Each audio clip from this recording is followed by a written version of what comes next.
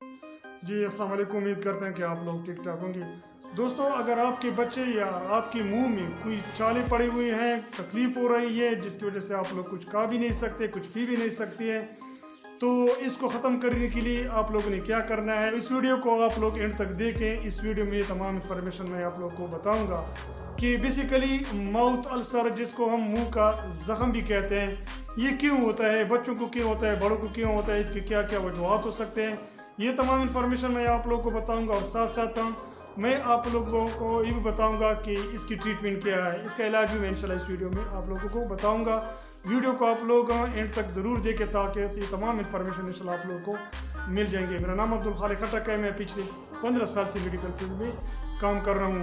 دوستو، ماؤتھ السر کے بہت زیادہ وجوہات ہو سکتے ہیں، تو ان میں سے جو پہلا وجہ ہے، جو سبب ہے یا کاز ہے، وہ جینیٹک ہوتا ہے۔ بہت سے لوگ میں نے دیکھے ہیں کہ ان کے یا ان کے بچوں کو ماؤتھ السر بہت زیادہ ہوتا ہے، ان کے ہونٹ پڑ جاتے ہیں یا ان کی زبان میں چھالے پڑ جاتے ہیں، تو وہ ان کا جینیٹک کا مسئلہ ہوتا ہے، یعنی کہ ان کے جو پیرنٹس ہوتے ہیں وہاں سے ان کو یہ مسئلہ ہوتا ہے۔ یہ تو اس کا نمبر 1 وجہ ہو گیا۔ نمبر 2، بعض لوگوں کو انجری ہوتی ہے، ٹراما ہوتا ہے، تو اس کی وجہ سے بھی ان کا ماؤتھ السر ہو سکتا ہے۔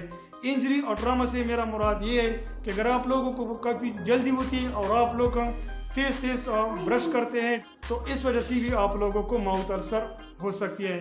نمبر 3، بعض لوگ گرم گرم چائے پیتے ہیں یا نیم کو کھاتے ہیں یا جس کو ہم لیز وغیرہ کھاتے ہیں، تو ان میں چونکہ کیمیکل بہت زیادہ ہوتے ہیں، اسپیشلی بچوں کے حساب سے میں کہہ رہا ہوں، تو ان کو بھی زیادہ تر یہ مسئلہ ہو سکتا ہے کہ ان کے ماؤتھ السر کے چانسز ہو سکتے ہیں۔ تو گرم چائے پینے سے یا گرم روٹی کھانے سے یا گرم سوپ آپ کا پیتے ہیں یا کھاتے ہیں، تو اس کی وجہ سے بھی آپ لوگوں کو ماؤتھ السر ہو سکتا ہے۔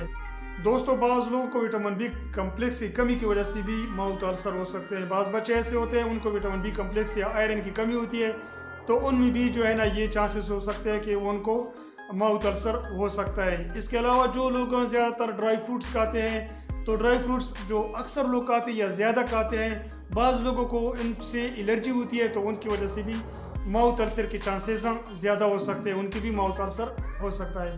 بعض اوقات ہائی گریڈ فیور ہوتا ہے، جس طرح ٹائیفائڈ کا مسئلہ ہو سکتا ہے یا ملیریا کا مسئلہ ہوتا ہے، تو اس کی وجہ سے بھی بعض لوگوں کو ہائی گریڈ فیور کی وجہ سے ماؤتھ السر ہو سکتا ہے۔ اس کے علاوہ جو لوگ ہائی اینٹی بائیوٹک کھاتے ہیں، تو ہائی اینٹی بائیوٹک کی وجہ سے ماؤتھ السر ہو سکتا ہے۔ دوستو، یہ جو کازز میں نے بتا دیے، ان کی وجہ سے کسی نہ کسی صورت میں کسی بچے کو یا بڑے کو ماؤتھ السر ہو سکتا ہے۔ اب آ جاتے ہیں کہ ان کا بیسیکلی علاج کیا ہوتا ہے، ہم کیا کریں۔ تو بیسیکلی علاج صرف یہ ہے کہ کوشش کریں کہ آپ لوگ گرم روٹی یا گرم چائے یا گرم سوپ سے پرہیز کریں، جب تک وہ ٹھنڈا نہیں ہوتا آپ لوگ کو بے شک اس کو استعمال نہ کریں۔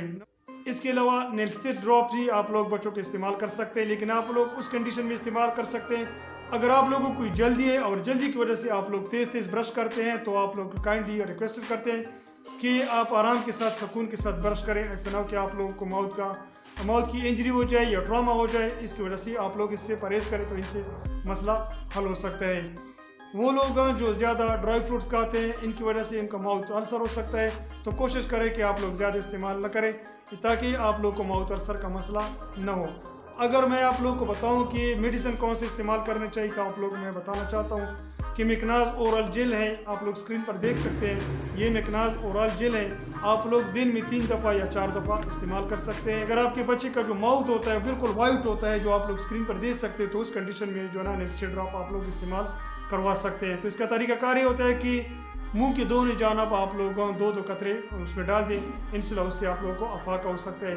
اگر بڑوں کا مسئلہ ہوتا ہے تو کوشش کریں کہ آپ لوگ میٹرونیڈازول یعنی فلیجل یا میڈروزین کی جو ٹیبلٹس ہے آپ لوگ سکرین پر دیکھ سکتے ہیں، یہ دن میں آپ لوگ 3 دفعہ کھا لیں، اس سے بھی بہت زیادہ افاقہ ہو سکتا ہے۔ اس کے علاوہ ایک اور جیل ہے جس کو ہم کہتے ہیں کہ سومو جیل ہے، سومو جیل سے استعمال کرنے سے بھی انشاءاللہ آپ لوگوں کو افاقہ ہو سکتا ہے۔ دوستوں، میرے خیال میں اب تک کے لیے اتنا کافی تھا۔ امید کرتا ہوں کہ انشاءاللہ اس ویڈیو میں آپ لوگوں کو بہت زیادہ انفارمیشن مل چکے ہوں گے، اور آپ لوگ آئندہ کے لیے انشاءاللہ خیال بھی کریں گے کہ جن کی وجہ سے آپ کے ماؤتھ السر کے چانسز تھوڑے کم ہو سکتے ہیں۔ اپنا خیال رکھیں، اپنی صحت کا خیال رکھیں۔ اللہ حافظ۔